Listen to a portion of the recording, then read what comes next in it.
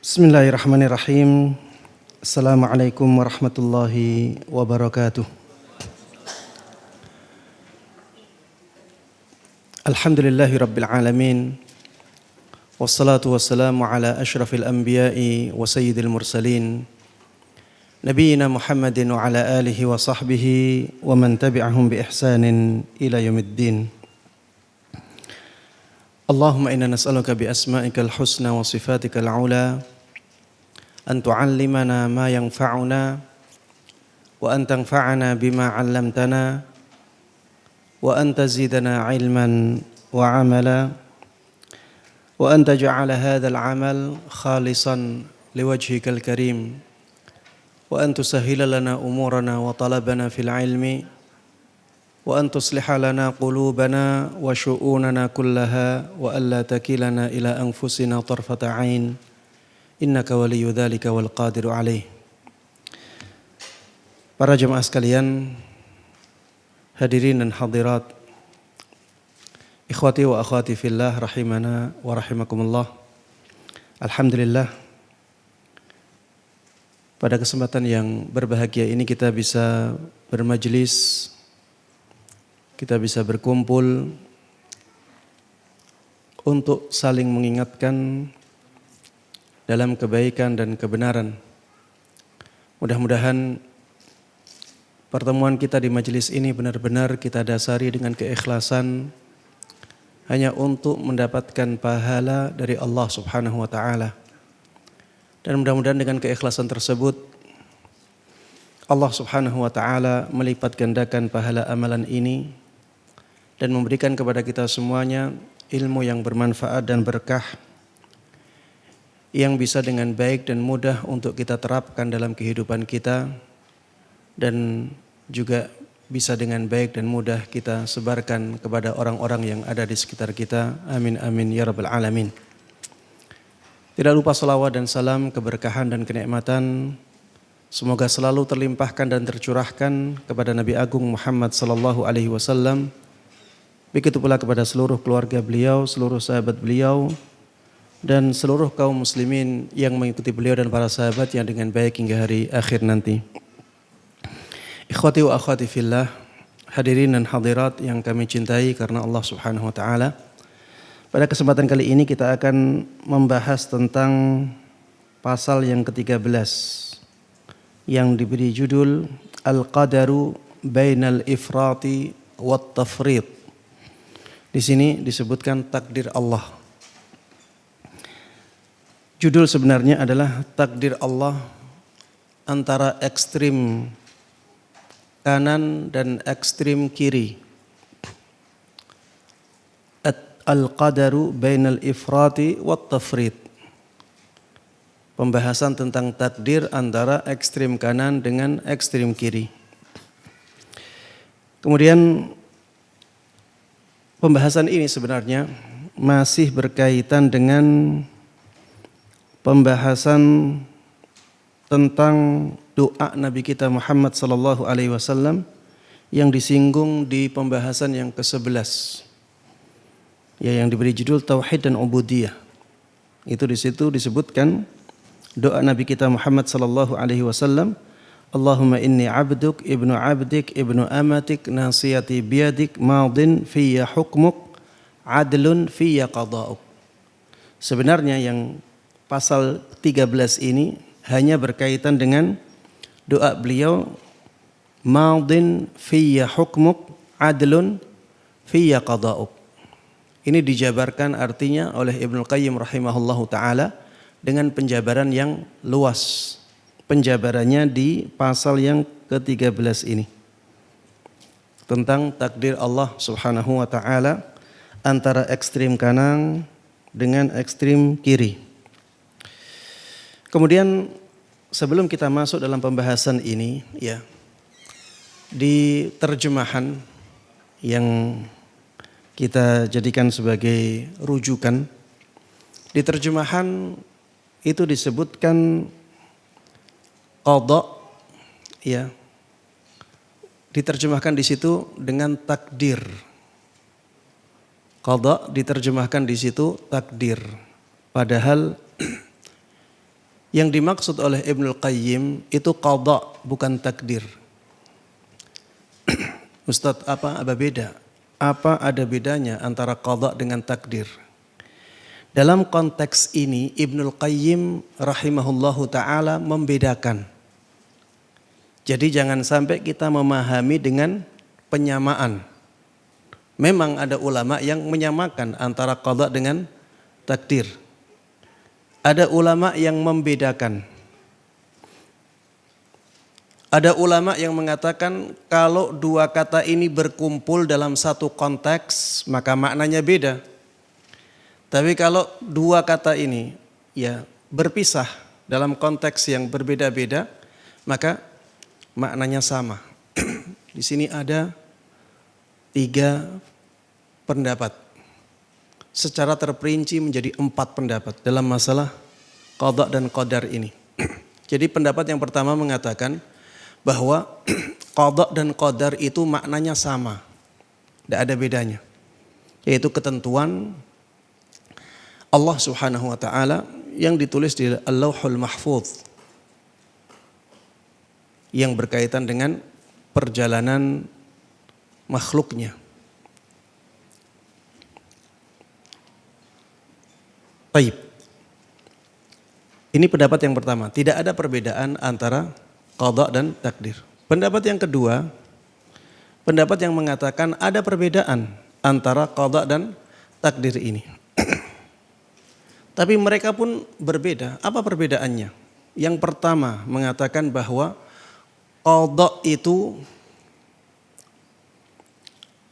adalah takdir Allah Subhanahu wa taala yang ada di Al-Lauhul Mahfuz sebelum diwujudkan oleh Allah Subhanahu wa taala. Ini qada. Sedangkan takdirnya itu setelah nyata, setelah diwujudkan oleh Allah Subhanahu wa taala, itu namanya takdir. Hasil perwujudan dari qada itu namanya takdir. Ini perbedaan menurut kelompok yang pertama. Kelompok yang kedua mengatakan perbedaannya sebaliknya. Qada itu takdir yang dicatat oleh Allah Subhanahu wa taala di Al-Lauhul Mahfuz. Sedangkan perwujudannya itu namanya qadar, yaitu takdir. Ya, ini kebalikan. Baik, kalau kita anggap ini pendapat yang ketiga, maka pendapat yang keempat adalah pendapatnya Syekh Muhammad Ibn Shalih Al-Utsaimin, ya, yang beliau mengatakan kalau qada dan qadar itu dikumpulkan dalam satu konteks, maka ada bedanya. Kalau dipisah, ya, disebutkan qadar, tidak disebutkan qada, atau disebutkan qada, tidak disebutkan qadar, maka dua-duanya maknanya sama. Dua-duanya maknanya sama. Ini ya 3 pendapat atau 4 pendapat dalam masalah ini. Ibnul Qayyim rahimahullahu ta'ala memilih dalam konteks ini, ya, beliau memilih pendapat yang mengatakan bahwa qadar atau takdir itu catatan yang ada di Al-Lauhul Mahfuz itu. Sedangkan qadanya itu perwujudannya. Ketika Allah Subhanahu wa taala wujudkan, maka itulah yang disebut sebagai qada. Ini yang dipilih oleh Ibnul Qayyim rahimahullahu taala. Sehingga ketika kita memahami perkataan beliau, kita harus memahami sebagaimana yang beliau fahami. Ya. Kita jangan memahami pemahaman kita. Qada itu sama dengan qadar, tidak. Ya, jadi penerjemahan ini harus diluruskan, ya. Di sini disebutkan hukum dan qada, kemudian dalam kurung takdir. Ini tidak demikian, ya. Beliau membedakan di sini.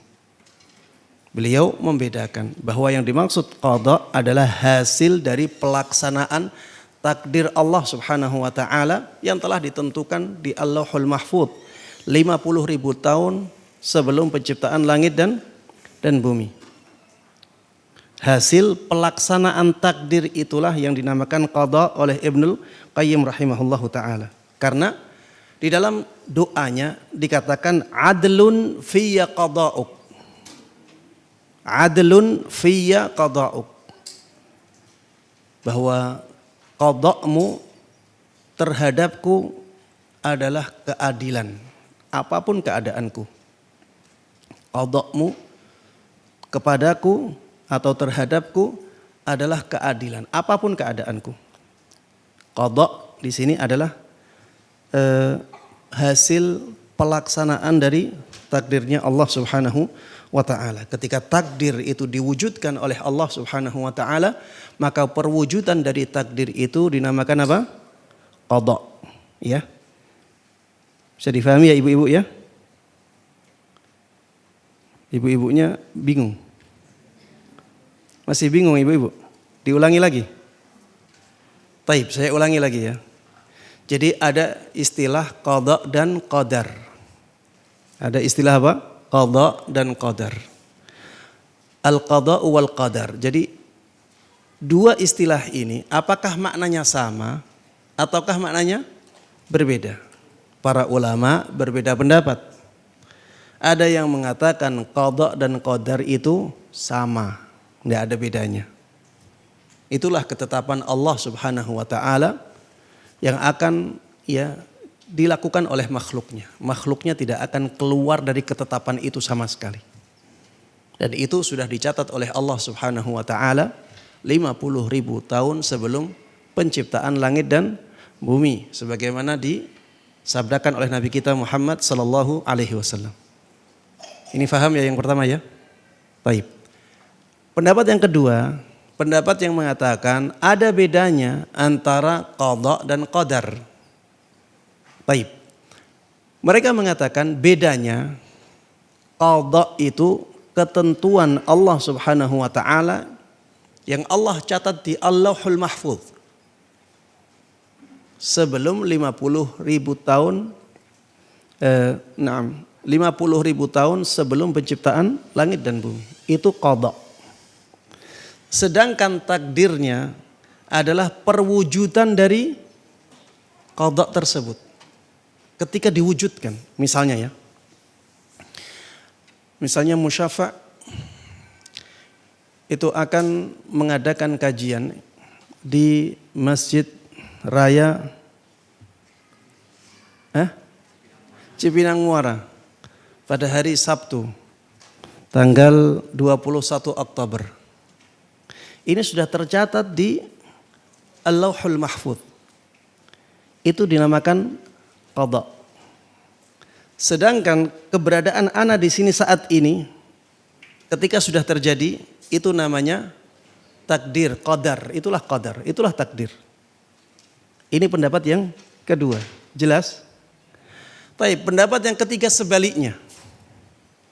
Pendapat yang ketiga sebaliknya, yang di Allahul Mahfuz yang dicatat oleh Allah Subhanahu wa taala 50.000 tahun sebelum penciptaan langit dan bumi namanya qadar. Sedangkan kejadian yang merupakan perwujudan dari qadar tersebut itulah yang disebut qada. Ini yang dipilih oleh Ibnul Qayyim di kitab ini. Ini pendapat yang ketiga ini yang dipilih oleh Ibnul Qayyim rahimahullahu ta'ala dalam kitab ini. Sehingga kita harus memahami perkataan Ibnul Qayyim sebagaimana yang beliau pilih. Baik, pendapat yang keempat, pendapat yang mengatakan apabila qada dan qadar ini disebutkan dalam satu kalimat, Allah itu punya qada dan qadar, maka artinya harus dibedakan. Artinya harus dibedakan. Ini pendapat yang dipilih oleh Syekh Muhammad Ibn Saleh Al-Utsaimin. Dan beliau mengatakan kalau disebutkan dalam satu kalimat maka harus dibedakan. Dan beliau memilih pembedaan yang disebutkan oleh Ibnul Qayyim rahimahullahu ta'ala. bahwa qadar itu yang dicatat oleh Allah Subhanahu wa taala di Al-Lauhul Mahfuz 50.000 tahun sebelum penciptaan langit dan bumi, sedangkan qadanya adalah perwujudan dari qadar itu. Ketika diwujudkan oleh Allah Subhanahu wa taala, maka itulah yang dinamakan sebagai qada. Apabila dua kata ini dipisah, Allah itu punya qada, maka sama maknanya dengan qadar. Atau ada orang mengatakan Allah itu punya takdir, sama maknanya dengan qada. Ini pendapat yang dipilih oleh Syekh Muhammad Ibn Shalih Al-Utsaimin. Ya, jadi ada 4 pendapat di sini. Bisa difahami ya? Ibu-ibu paham? Masih bingung lagi ibu-ibu? Hah? Paham ya? Taib. Disebutkan di sini masih terkait doa Rasulullah sallallahu alaihi wasallam sebelumnya yang disebutkan di pasal ke-11. Beliau membedakan antara hukum Allah dan qadanya. Ya, jangan disebut takdirnya. Karena Ibnu Qayyim rahimahullahu taala membedakan antara qada dan takdir. Ya, jadi disebut sebagai qada bukan takdir. Beliau membedakan antara hukum Allah dengan qadanya. Tadi qada menurut Ibnu Qayyim apa? Hasil pelaksanaan dari takdir Allah Subhanahu wa taala yang dicatat di Al-Lauhul Mahfuz 50.000 tahun sebelum penciptaan langit dan bumi. Iya. Beliau ya Nabi kita Muhammad sallallahu alaihi wasallam dalam doanya membedakan antara hukum Allah dengan qadanya. Adlun fiyya hukmuk madin fiyya hukmuk adlun fiyya qada'uk. Hukummu ya Allah itu pasti berlaku atasku. Dan qada'mu itu ya Allah itu pasti adil terhadapku. Jadi ada hukum, ada qada'nya Allah Subhanahu wa ta'ala. Beliau menyebutkan bahwa hukum Allah berlaku bagi hambanya. Madin fiyya hukmuk. Hukummu pasti berlaku atasku. Dan qadanya selalu adil terhadap mereka. Adlun fiyya qada'uk. Qada'mu itu pasti adil terhadapku. Hukum Allah terbagi menjadi 2. Yang pertama adalah hukum agama yang bersifat syar'i. Hukum agama atau syariat Allah Subhanahu wa ta'ala. Syariat Allah Subhanahu wa ta'ala ini tidak hanya pada syariat Nabi Muhammad sallallahu alaihi wasallam, tapi mencakup semua syariat Allah Subhanahu wa ta'ala. Ya. Kemudian yang kedua, hukum alam yang bersifat qadari. Hukum alam yang bersifat qadari. Ya sunnatullah. Sunnatullah yang berlaku di alam semesta ini. Kedua hukum ini telah ditetapkan dan diberlakukan bagi setiap hambanya. Ia harus menjalani kedua hukum yang telah ditetapkan kepadanya itu suka atau tidak suka. Jadi takdir Allah yang berupa hukum alam ya. Ketetapan Allah yang berupa sunnatullah pasti akan terjadi. Ya, kenikmatan yang kita dapatkan itu ketentuan dari Allah. Musibah yang kita alami ketentuan dari Allah. Bencana-bencana alam ini semuanya ketentuan dari Allah Subhanahu wa ta'ala. Nikmat-nikmat yang terus Allah keluarkan dari alam semesta ini untuk manusia itu ketentuan dari Allah Subhanahu wa ta'ala. Itu ya tidak bisa dihindari oleh manusia. Baik ketentuan yang disenangi oleh manusia ataupun ketentuan yang dibenci oleh manusia.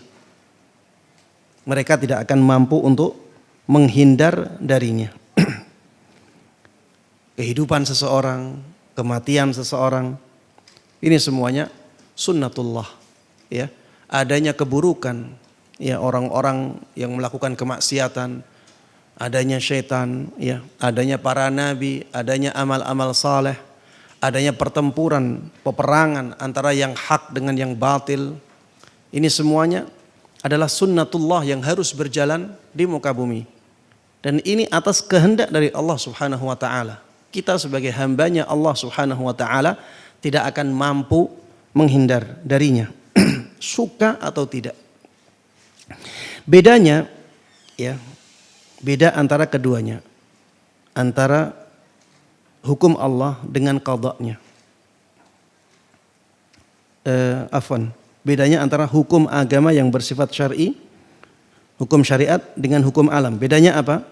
Hukum alam tidak mungkin dilanggar oleh seorang pun. Tidak mungkin dihindari oleh dia.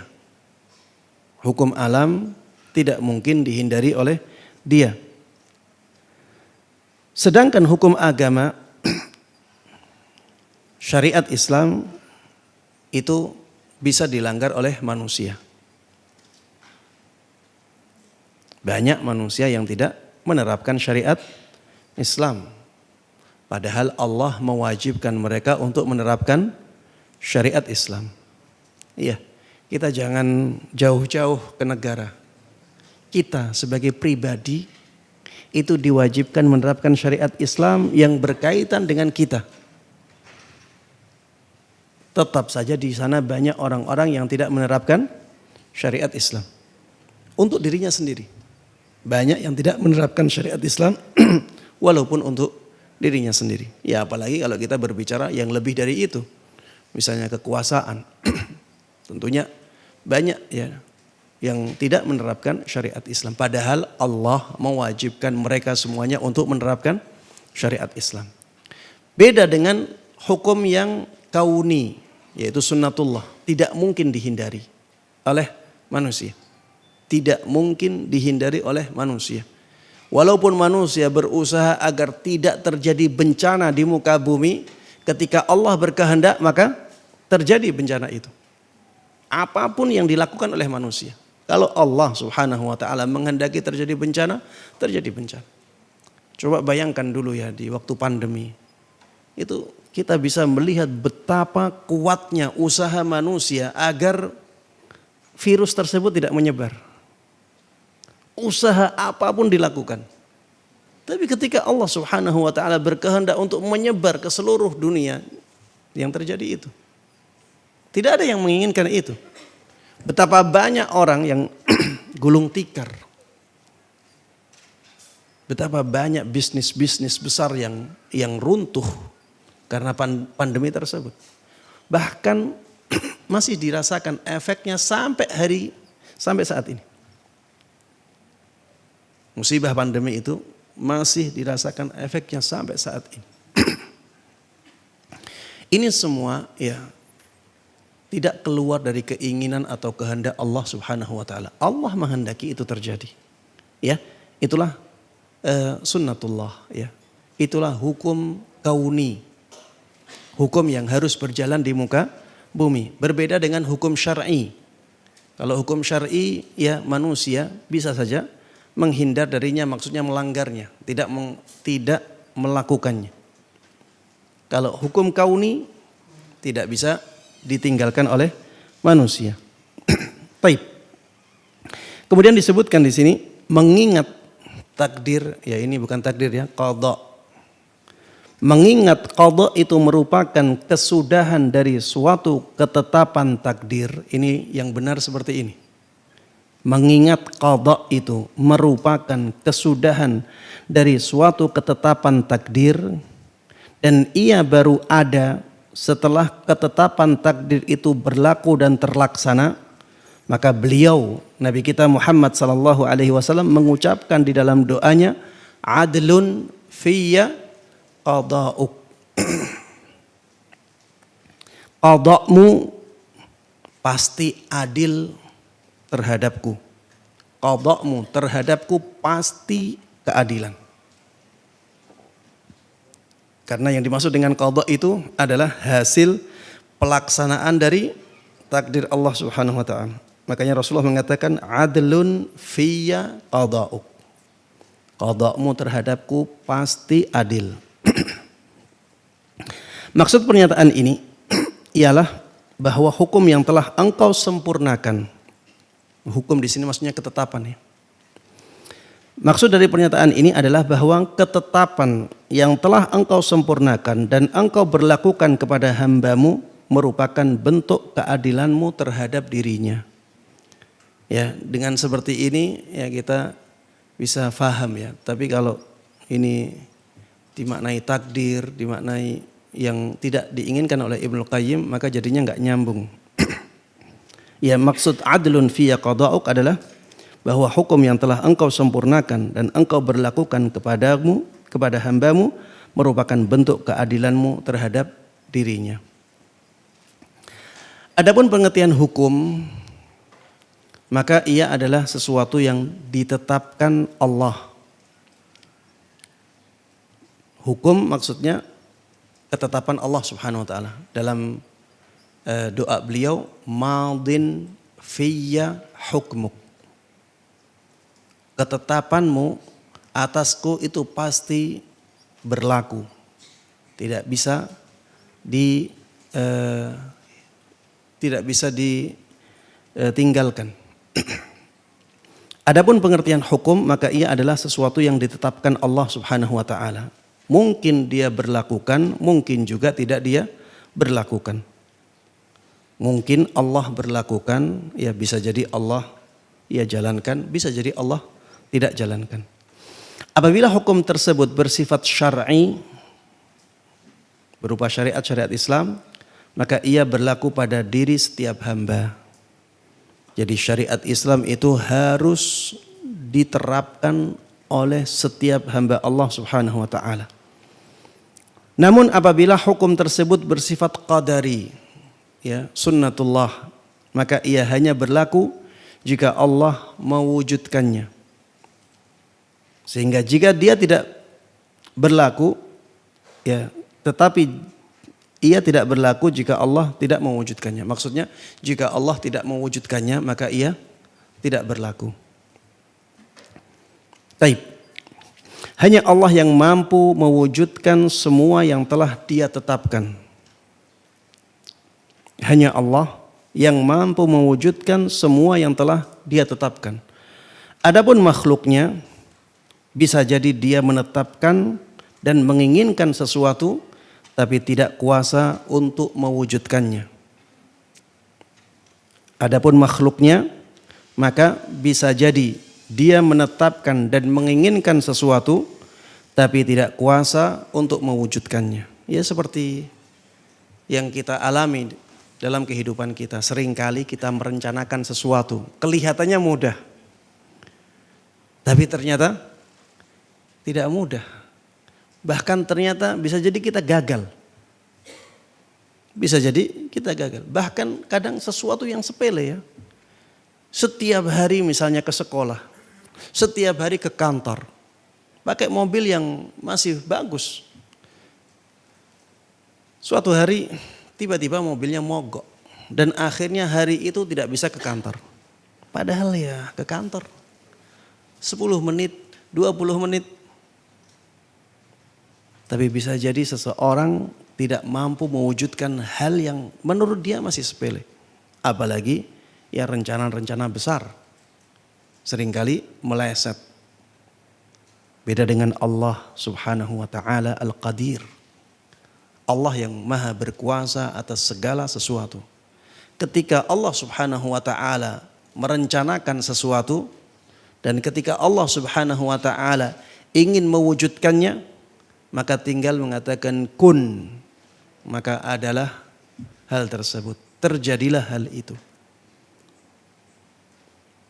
Dan ini hanya ada pada Allah Subhanahu wa taala yang maha berkuasa atas segala sesuatu.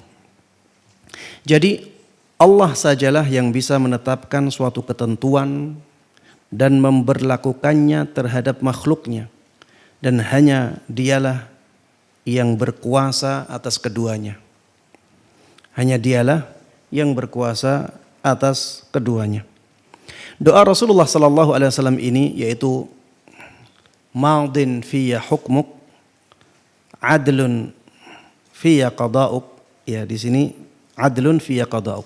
doa Rasulullah ini yaitu adlun fiyya qada'uk, qada'mu terhadapku adalah keadilan. Qada'mu terhadapku adalah bentuk keadilanmu. Qada' tadi apa ibu-ibu? Hasil pelaksanaan takdirnya Allah Subhanahu wa ta'ala. Qada'mu terhadapku adalah keadilan. Ini mencakup semua hal yang terkait dengan hamba.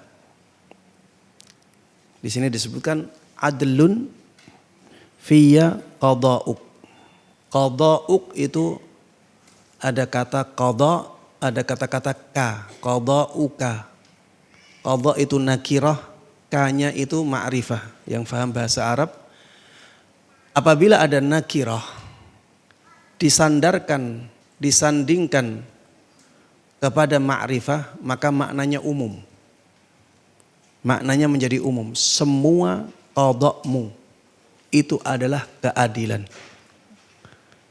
Adlun fiyya qada'uk artinya jadi seperti ini. Semua qada'mu terhadapku adalah keadilan. Apapun bentuk qada'mu itu. Makanya di sini disebutkan baik dalam sehat dan sakitnya.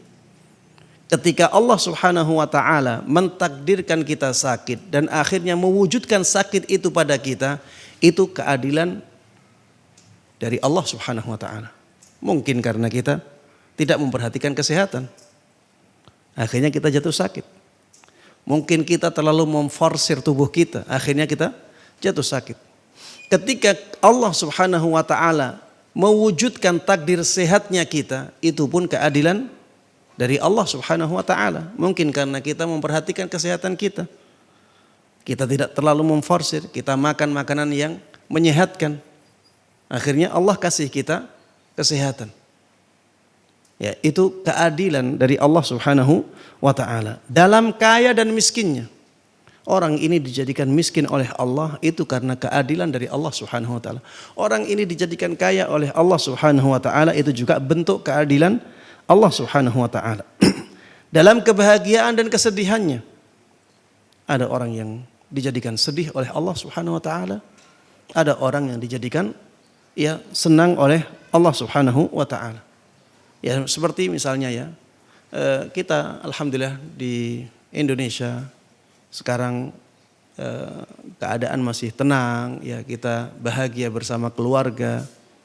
Ya ini keadilan, bentuk keadilan dari Allah Subhanahu wa ta'ala. Sedangkan teman-teman kita, saudara-saudara kita di Palestina, banyak dari mereka yang dalam kesusahan.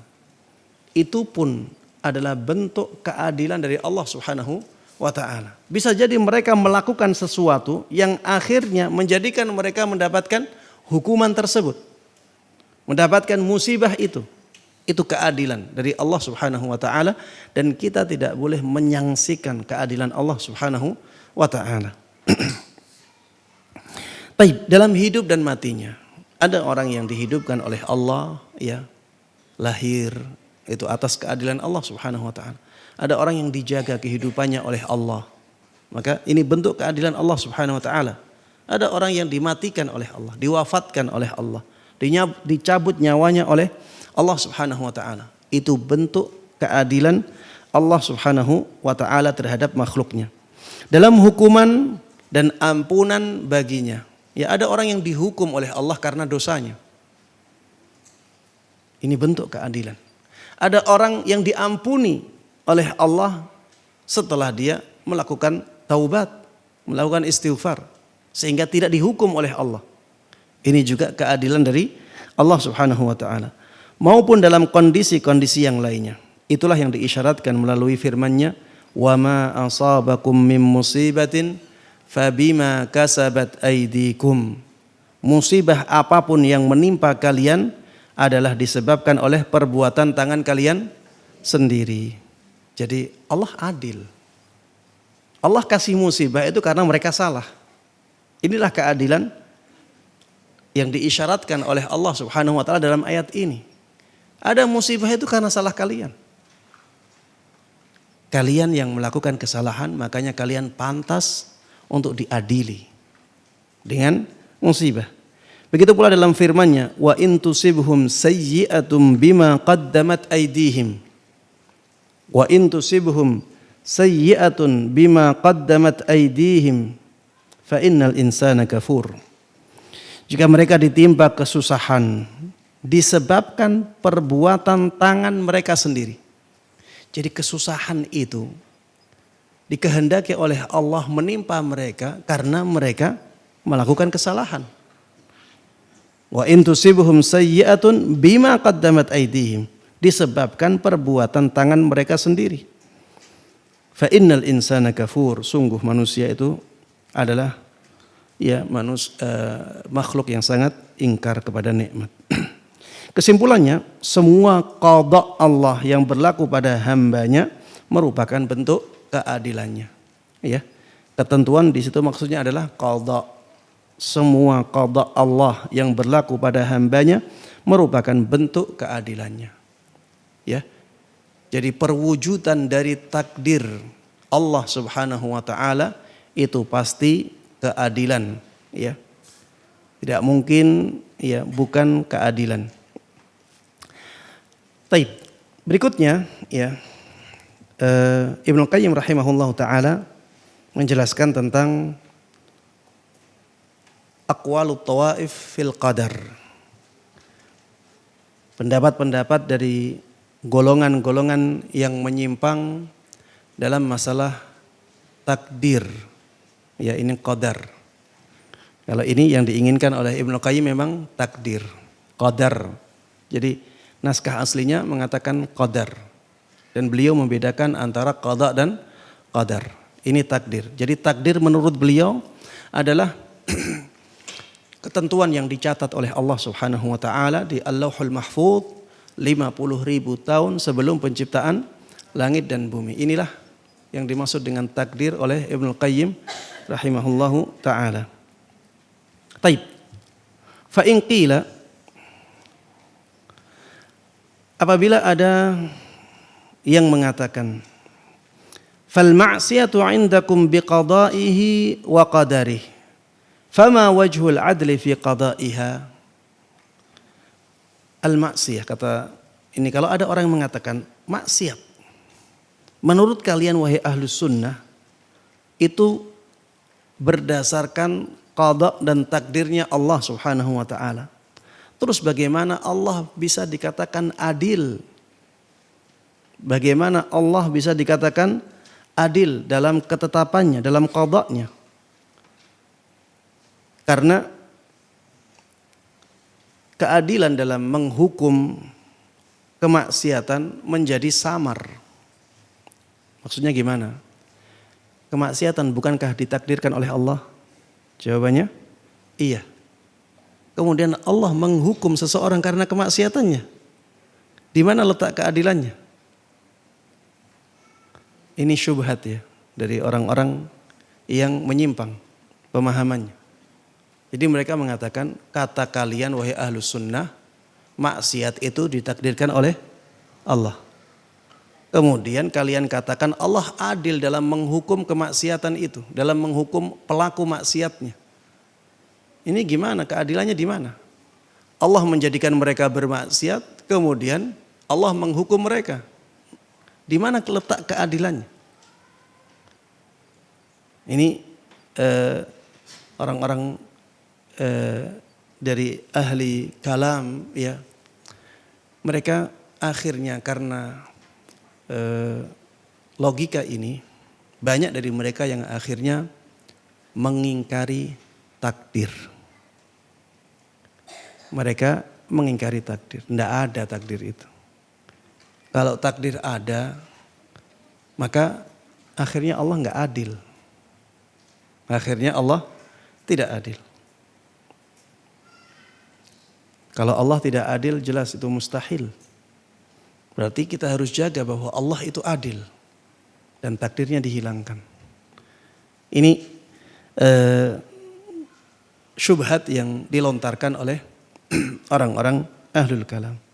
Banyak Mu'tazilah yang berpendapat seperti ini. Ya. Mu'tazilah, kemudian Qadariyah. Qadariyah itu dikatakan Qadariyah karena mereka mengingkari takdir Allah Subhanahu wa taala.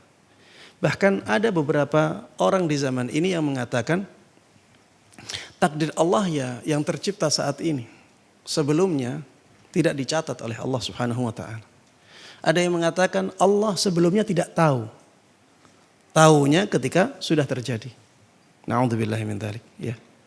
Jadi seakan-akan Allah tidak tahu apa yang akan terjadi, sedangkan manusia bisa jadi mereka bisa memprediksi. Subhanallah. Ya, dalam keyakinan Ahlus Sunnah dua-duanya dijaga.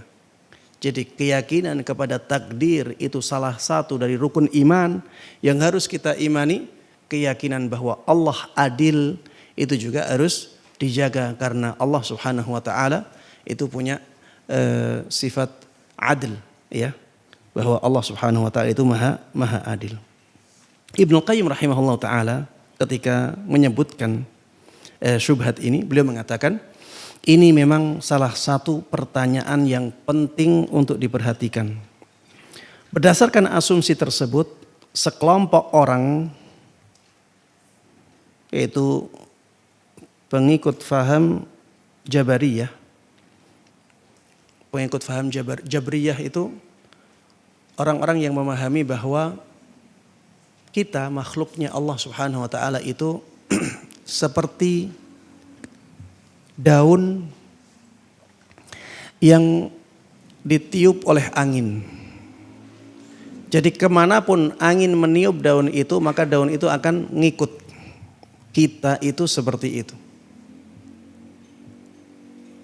Jadi kita nggak punya kebebasan. Kita nggak punya kehendak. Ini orang-orang Jabriyah. Jadi kita itu sebenarnya dipaksa oleh Allah Subhanahu wa taala untuk menjalani kehidupan kita. Kita hadir di majelis ini menurut mereka ini paksaan dari Allah. Kita dipaksa oleh Allah Subhanahu wa taala. Jadi kita nggak punya kehendak. Itu orang-orang Jabriyah. Ada yang seperti ini. Ya, dan itu disebutkan oleh para ulama dalam kitab-kitab firaq, ya. Kelompok-kelompok atau golongan-golongan di barisan kaum muslimin yang mereka mengaku sebagai kaum muslimin, ada yang seperti ini. Ini orang-orang yang ya ekstrim kanan dalam takdir. Yang ekstrim kiri yang tadi. Yang menganggap bahwa tidak ada takdir. Karena kalau ada takdir, Allah itu tidak adil. Sedangkan Ahlus Sunnah di tengah-tengah mereka. Allah adil dan Allah ya punya takdir. Taib. Di sini disebutkan berdasarkan asumsi tersebut, sekelompok orang meyakini bahwa keadilan Allah adalah segala yang telah ditakdirkan Allah. Ya, ana ubah terjemahan karena tidak seperti yang diinginkan oleh Ibnu Qayyim. Sekelompok orang meyakini bahwa keadilan Allah adalah segala yang telah ditakdirkan Allah. Sementara kezaliman Allah adalah sesuatu yang mustahil secara zatnya. Ini orang-orang Jabariyah. Sebabnya karena kezaliman adalah melakukan sesuatu tindakan pada hak milik orang lain. Sementara segala sesuatu adalah milik Allah Subhanahu wa taala. Oleh karena itu, perbuatan Allah terhadap makhluknya apapun bentuknya merupakan bentuk keadilan. Muskilah ini. Perbuatan Allah Subhanahu wa taala apapun bentuknya kepada makhluknya dianggap sebagai keadilan. Akhirnya apa? Mereka menganggap bahwa seandainya Allah itu menyiksa orang yang bertauhid, maka itu jadi keadilan. Seandainya Allah memasukkan surga orang yang melakukan kesyirikan, itu jadi keadilan. Karena apapun yang Allah lakukan itu keadilan. Ini berbahaya ya. Pemahaman yang seperti ini pemahaman yang berbahaya. Ini pemahamannya Jabriyah. Allah tidak mungkin melakukan kezaliman secara zatnya. Allah tidak mampu melakukan kezaliman. Semua yang dilakukan oleh Allah adalah keadilan. Kelompok lainnya berpendapat bentuk keadilan yang sesungguhnya adalah bahwa Allah tidak menghukum hambanya atas dosa mereka yang telah ditetapkan melalui qada dan qadarnya. Inilah golongan Mu'tazilah. Mereka yang menafikan qada dan qadarnya Allah Subhanahu wa taala. Apabila Allah memberikan hukuman atas suatu dosa, maka dosa tersebut terjadi bukan atas dasar qada dan qadarnya Allah. Jadi takdir di sini menjadi hilang karena mereka ingin mempertahankan keadilan. Dan menurut mereka tidak mungkin berkumpul antara keyakinan terhadap takdir dengan keyakinan terhadap keadilan Allah Subhanahu wa taala. Ibnu Qayyim mengatakan, jadi keadilan Allah itu diwujudkan dengan memberikan hukuman atau celaan di dunia atau di akhirat atas dosa yang dilakukan oleh seorang hamba atas kehendaknya sendiri. Jadi tidak boleh ada takdir. Kalau ada takdir berarti Allah tidak adil ketika menghukum seorang hamba karena maksiatnya. Baik. Ibnu Qayyim mengatakan kedua kelompok di atas sulit memadukan keadilan Allah dan takdirnya dalam konteks yang sesungguhnya. Akibatnya mereka mengklaim bahwa orang yang meyakini takdir tidak mungkin bisa membenarkan adanya keadilan Allah. Muskilah. Akibatnya mereka mengklaim bahwa orang yang meyakini takdir tidak mungkin bisa membenarkan adanya keadilan Allah. Sebaliknya, orang yang meyakini keadilan Allah tidak dapat membenarkan keberadaan takdirnya. Intinya mereka menganggap bahwa antara keyakinan kepada takdir itu bertentangan dengan keyakinan terhadap keadilan Allah Subhanahu wa taala. Ini tidak bisa dikompromikan. Itu dalam pandangan mereka. Sebagaimana mereka sulit memadukan antara keyakinan terhadap keesaan Allah dan keyakinan terhadap keberadaan sifat-sifat Allah Subhanahu wa taala. Orang-orang Mu'tazilah demikian ya. Orang-orang Mu'tazilah itu demikian. Jadi mereka itu subhanallah ya, karena mendahulukan akal, akhirnya mereka banyak menyelisih akal. Karena mereka mendewa-dewakan akalnya, akhirnya keputusannya atau kesimpulan yang mereka anggap sebagai kesimpulan akal, kesimpulan logika, itu banyak menyelisih logika. Seperti misalnya mereka mengatakan Allah itu alimun bila ilm.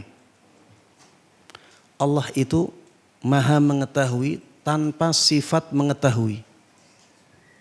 Ini orang-orang Mu'tazilah seperti ini. Mereka yang mendewa-dewakan akalnya, ketika mendahulukan akal atas nas, atas wahyu, akhirnya mereka menyimpulkan sesuatu yang jauh dari akal. Bagaimana dikatakan maha mengetahui tapi tanpa sifat mengetahui? Ya memang seperti itu dalam keyakinan mereka.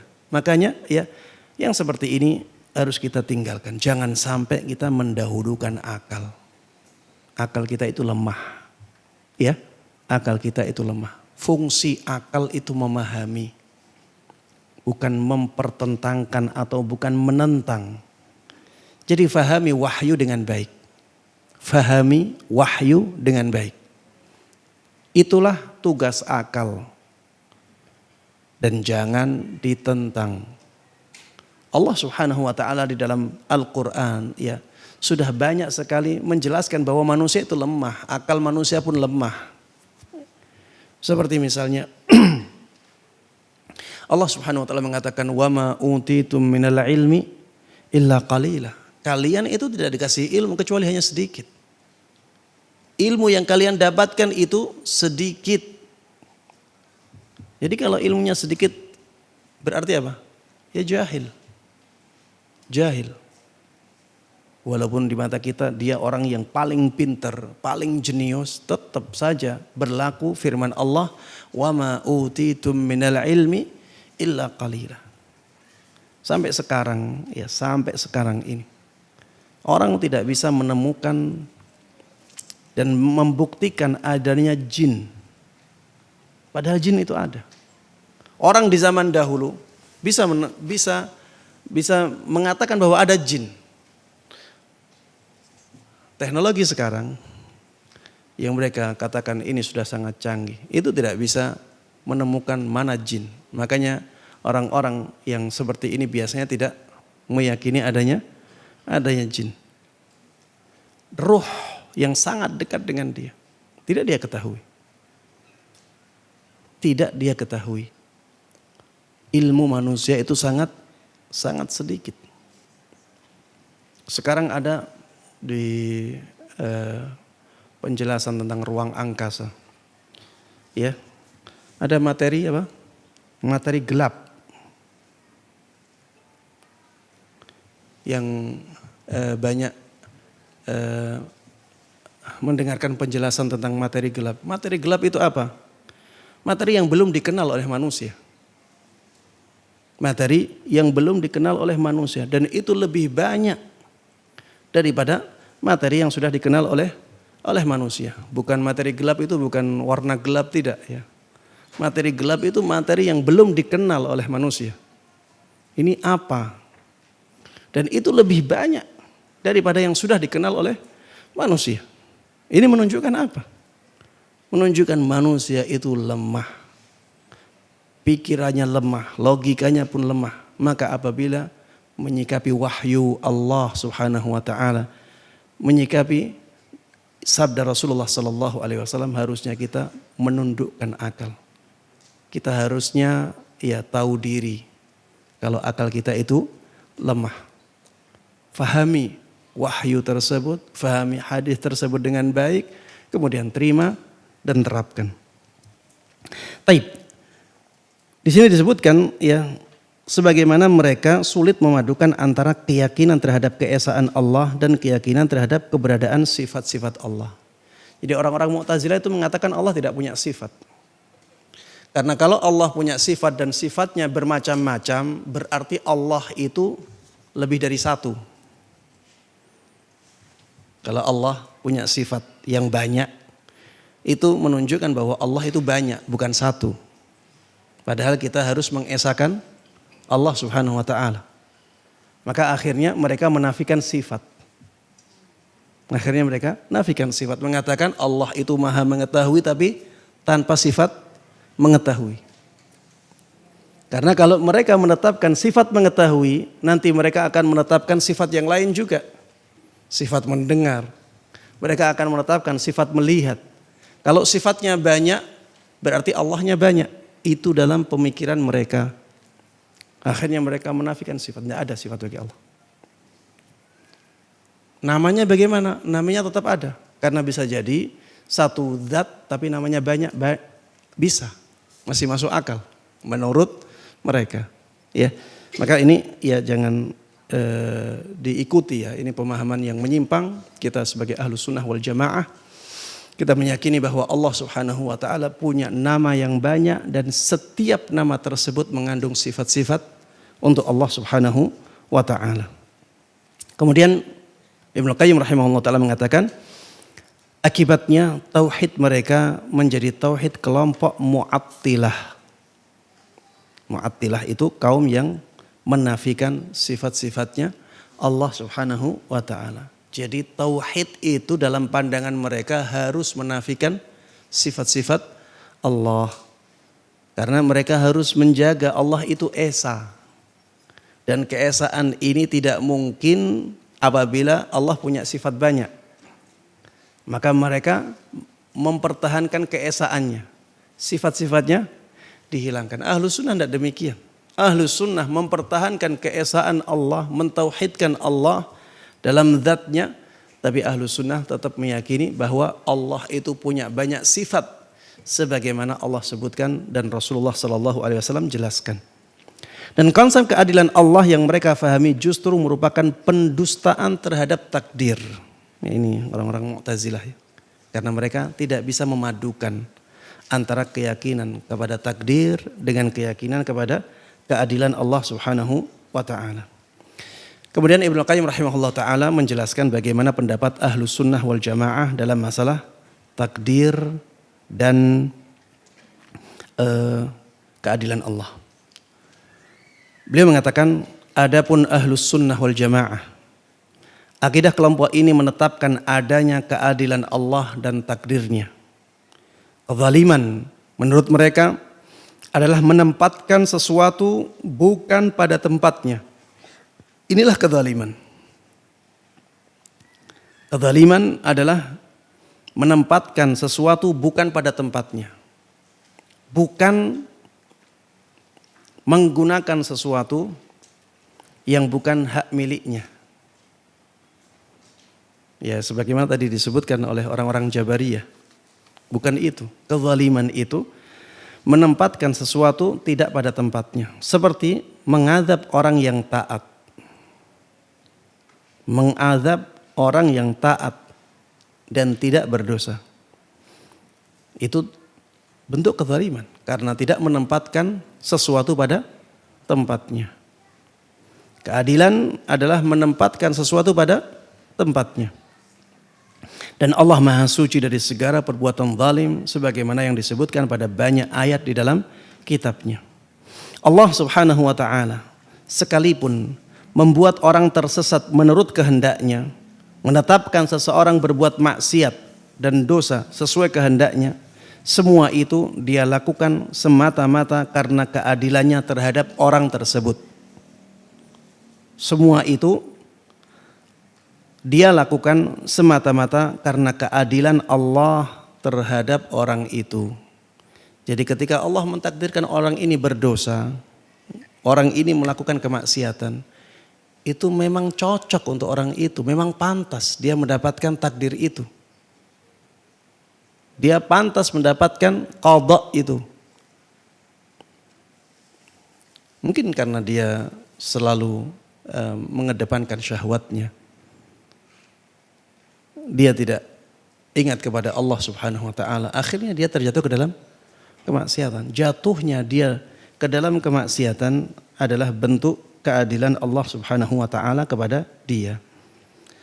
Baik. Sebab Allah telah menempatkan penyesatan dan penghinaan pada tempat yang seharusnya. Kenapa dia dihinakan? Ya karena perbuatan-perbuatan dia sebelumnya yang menjadikan dia pantas untuk diperlakukan Allah seperti itu. Bukankah di antara nama Allah adalah Al-Adil, yang Maha Adil, yang artinya segala perbuatan dan hukumnya adalah tepat, benar dan hak. Allah Subhanahu wa taala telah menjelaskan jalan-jalan yang terang. Ya, ini keadilan Allah. Kenapa Allah menjadikan dia dihukum? Allah sudah menjelaskan jalan-jalan yang terang. Allah sudah mengutus para rasul, menurunkan sejumlah kitab, menyingkirkan noda-noda kekufuran, serta menganugerahkan pendengaran. Kita dikasih pendengaran, penglihatan, kita dikasih akal sebagai sarana untuk mendapatkan hidayah dan menjalankan ketaatan. Dan semua itu merupakan bentuk keadilan Allah Subhanahu wa taala. Allah juga memberikan taufik berupa tambahan pertolongan kepada siapapun yang dia kehendaki. Dia sendiri yang ingin memberikan pertolongan dan taufik kepada hambanya itu, dan semua itu merupakan karunia-Nya. Demikian pula Allah menelantarkan seseorang yang tidak pantas menerima taufik dan karunia-Nya, serta memberikan orang tersebut bergantung serta membiarkan orang itu bergantung kepada dirinya sendiri. Dia sendiri yang tidak ingin memberikan taufik kepada orang itu, lalu memutuskan karunia-Nya darinya, akan tetapi orang tersebut tetap mendapatkan keadilannya. Ya, intinya Allah Subhanahu wa taala dialah yang memberikan hidayah kepada makhluknya. Dan itu merupakan bentuk kemurahan Allah Subhanahu wa taala kepada orang itu. Itu juga bentuk keadilan Allah Subhanahu wa taala kepada orang itu. Allah juga yang menyesatkan sebagian hambanya.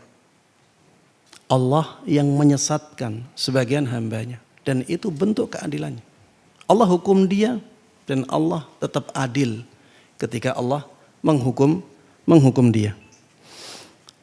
Alasan penelantaran Allah kepada hambanya ada dua macam. Ya, dengan mengetahui alasan ini, kita jadi tahu sisi keadilan Allah ketika Allah yang menyiksa orang tersebut. Pertama, alasan penelantaran Allah kepada hambanya ada dua macam. Yang pertama, sebagai balasan terhadap penyimpangan hamba karena lebih menaati dan mengikuti musuhnya, yaitu musuh Allah Subhanahu wa taala, serta sengaja melupakan Allah dan tidak bersyukur kepadanya. Oleh karena itulah hamba tersebut pantas ditelantarkan dan diabaikan oleh Allah. Ya, karena hamba tersebut melakukan penyimpangan.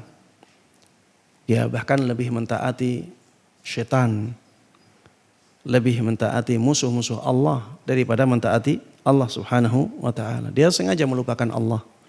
Dia sengaja tidak bersyukur kepada Allah Subhanahu wa taala. Makanya dia pantas ditelantarkan, pantas diabaikan, pantas dihukum oleh Allah Subhanahu wa taala. Yang kedua, Allah memang tidak ingin menganugerahkan taufik kepadanya sejak awal karena dia tahu, ya karena Allah tahu bahwa hambanya itu tidak akan menyadari betapa besar nikmat hidayah. Dia tidak akan bersyukur kepada Allah atas nikmat tersebut, tidak akan memuji Allah atas nikmat itu, dan dia tidak akan mencintai Allah Subhanahu wa taala. Jadi Allah tidak memberikan nikmat itu kepadanya sebab dia memang tidak layak menerimanya. Sebab dia memang tidak layak menerimanya. Allah tahu itu, makanya Allah telantarkan dia, Allah sesatkan dia. Akhirnya Allah hukum. Tentang hal ini Allah Subhanahu wa taala berfirman, "Wa kadzalika fatanna ba'dahum bi ba'dil liyaqulu ahaula'i mannallahu 'alaihim min bainina alaysallahu bi'a'lama bisyakirin."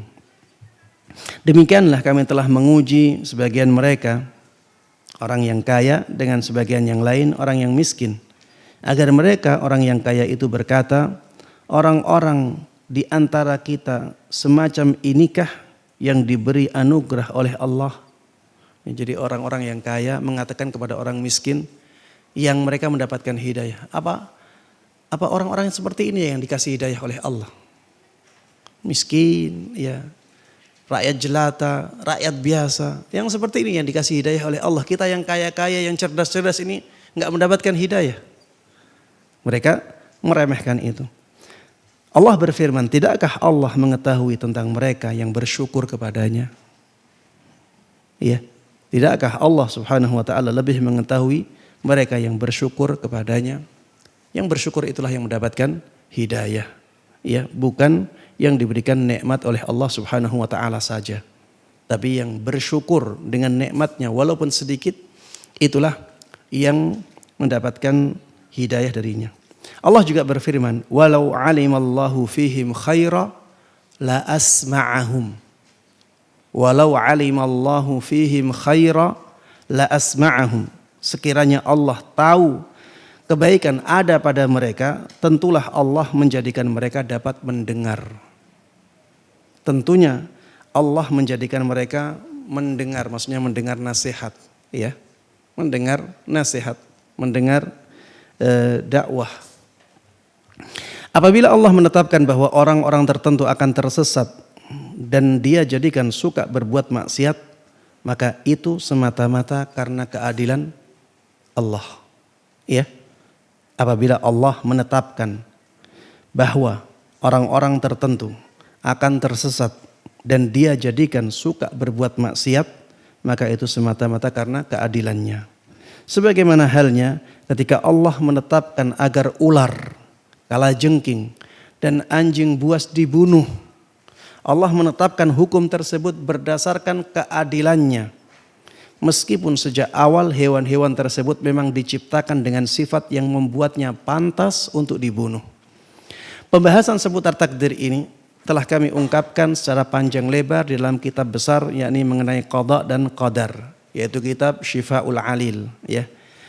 Ya, beliau punya kitab Syifaul Alil, ini tentang takdir khusus, ya. Pembahasan tentang qada dan qadar. Selain penjelasan di atas, lafal doa Nabi tersebut, yaitu hukummu berlaku atasku, madin fiyya hukmuk, hukummu berlaku atasku, adlun fiyya qada'uk, qada'mu adil bagiku, juga menjadi bantahan terhadap pendapat dua golongan tersebut. Dua golongan berikut. Yang pertama Qadariyah. Qadariyah itu kelompok yang mengingkari takdir Allah Subhanahu wa taala. Yaitu golongan yang secara umum menolak adanya takdir Allah kepada hambanya, dan secara khusus perbuatan hamba tidak ditentukan oleh qada dan qadarnya Allah, tetapi dari kehendak mereka sendiri. Ya, orang-orang sekarang itu banyak mengatakan masa depan itu kita yang menciptakan. Ini salah jemaah. Ini bertentangan dengan keyakinan terhadap takdir Allah. Bukan kita yang menciptakan. Yang menciptakan adalah Allah Subhanahu wa taala. Kita hanya berusaha. Kita hanya berusaha. Kita disuruh untuk berusaha, diperintahkan oleh Allah untuk berusaha. Tapi tidak boleh kita katakan kita yang menciptakan masa depan kita. Tidak. Yang menciptakan masa depan kita adalah Allah Subhanahu wa taala.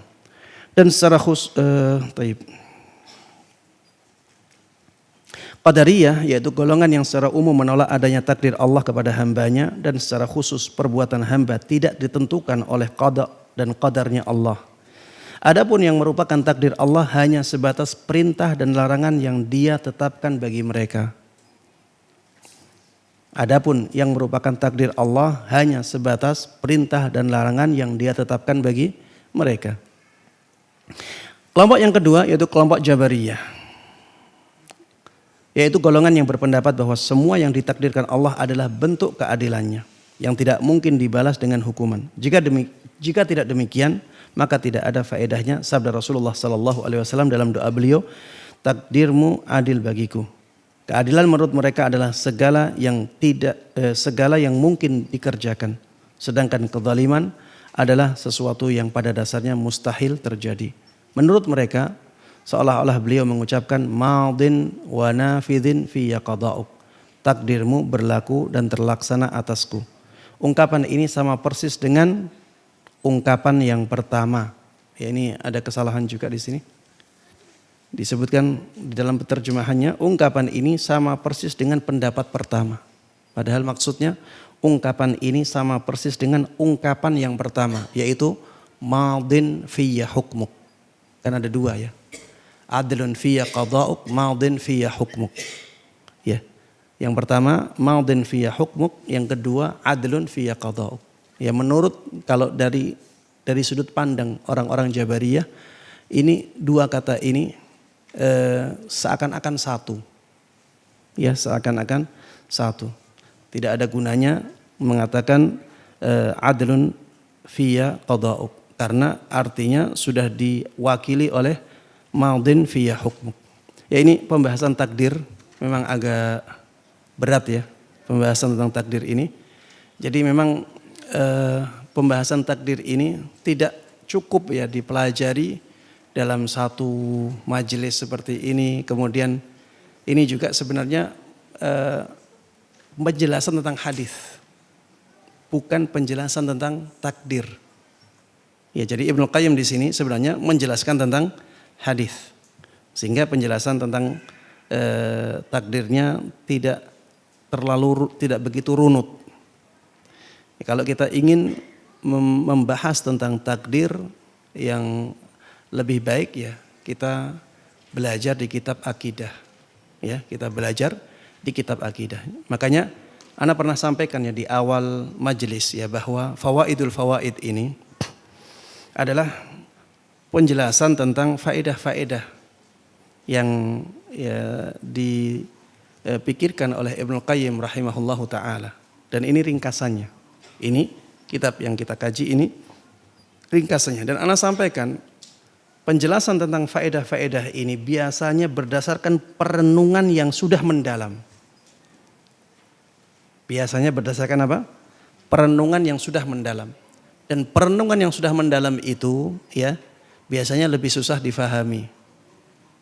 Biasanya lebih susah difahami. Seperti ya penjelasan tentang takdir ini ya ini perenungan ya dari Ibnu Qayyim rahimahullahu taala. Ya, makanya agak susah difahami terutama bagi mereka yang belum belajar masalah takdir ya atau iman kepada takdir. Ya bisa diikuti ya kajian-kajian Ustadz Firanda ya tentang takdir Allah.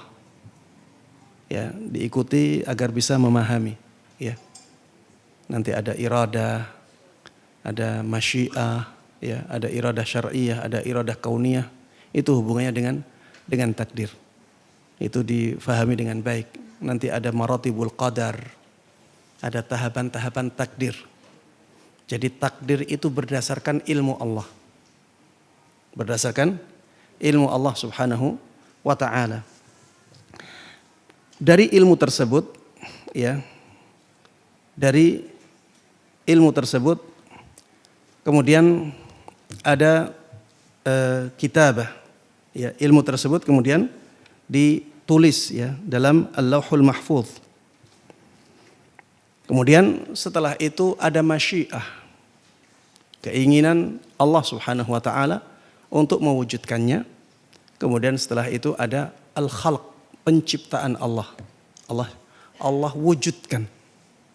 Inilah tahapan takdir. Yang pertama ilmu Allah. Ilmunya mencakup semua yang akan terjadi dan semua yang telah terjadi. Dan semua yang sedang terjadi. Jadi yang akan terjadi, yang sedang terjadi, yang kemarin terjadi, dan yang dulu terjadi, semuanya diketahui oleh Allah Subhanahu wa ta'ala dengan sangat detail. Kemudian pengetahuan itu ditulis oleh Allah Subhanahu wa ta'ala di Al-Lauhul Mahfuz. Di Al-Lauhul Mahfuz. Dan ini tidak akan beda dengan kenyataannya. Setelah ditulis oleh Allah Subhanahu wa ta'ala, kemudian Allah berkehendak untuk mewujudkan. Itulah masyiah.